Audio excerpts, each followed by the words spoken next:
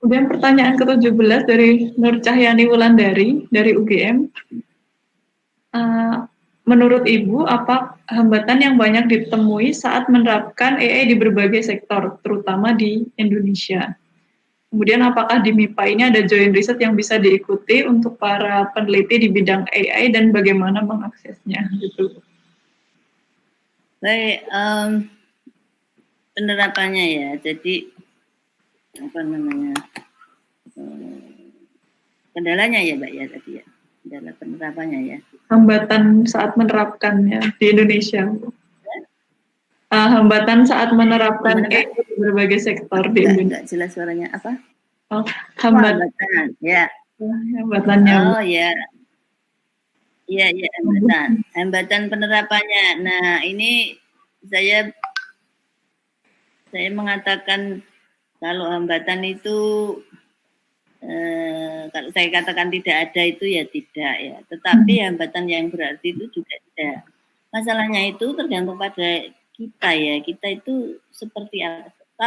Kalau misalnya begini, kalau saya membangun AI untuk kepentingan pertanian, mesti saya akan melibatkan pakar pertanian atau dari dinas pertanian. Ketika saya libatkan, mereka akan tahu seluk-beluk itu ya. Nah, sehingga ketika kita terapkan nyaman-nyaman saja karena mereka sudah tahu, bahkan mereka bisa memberi sosialisasi karena mereka kan orang yang tahu pertanian. Ini saya hanya beri mesinnya aja gitulah gampang.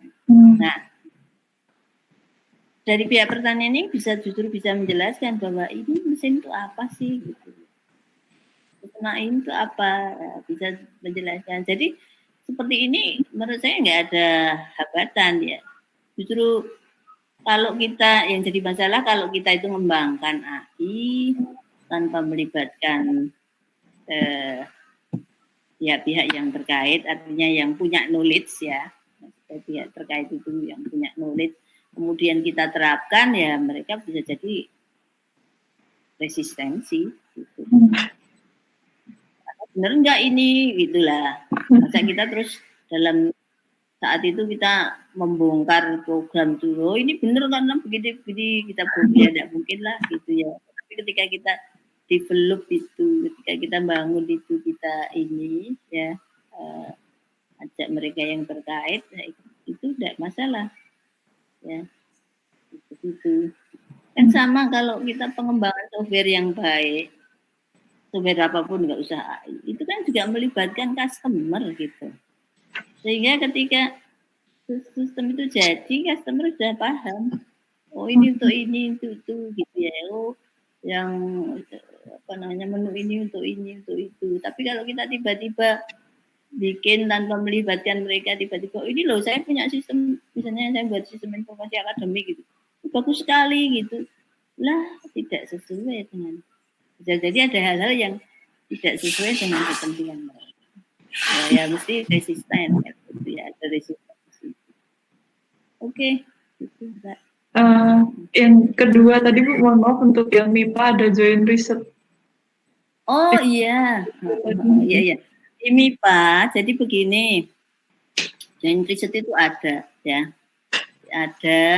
Nah itu bisa join antara, maksudnya MIPA dengan instansi ada, MIPA dengan universitas ada gitu ya, di luar dan di dalam negeri ada gitu ya.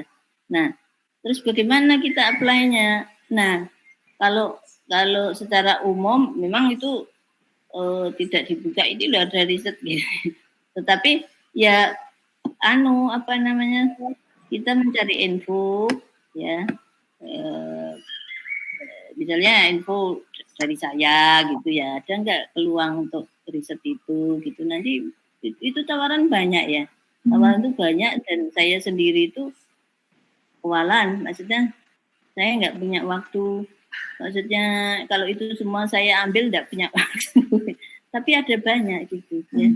Jadi tidak jangan khawatir, artinya kalau mau berkeinginan riset apa namanya ada apa namanya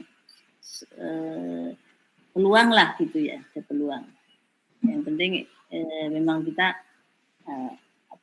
berniat ya sungguh-sungguh gitu, ada peluang dan memang ya maksudnya ada kesempatan gitu ya yang itu bisa ditangkap. Baik Bu, terima kasih atas jawabannya. Semoga sudah cukup terjawab dari Bu Nur Cahyani tadi. Kemudian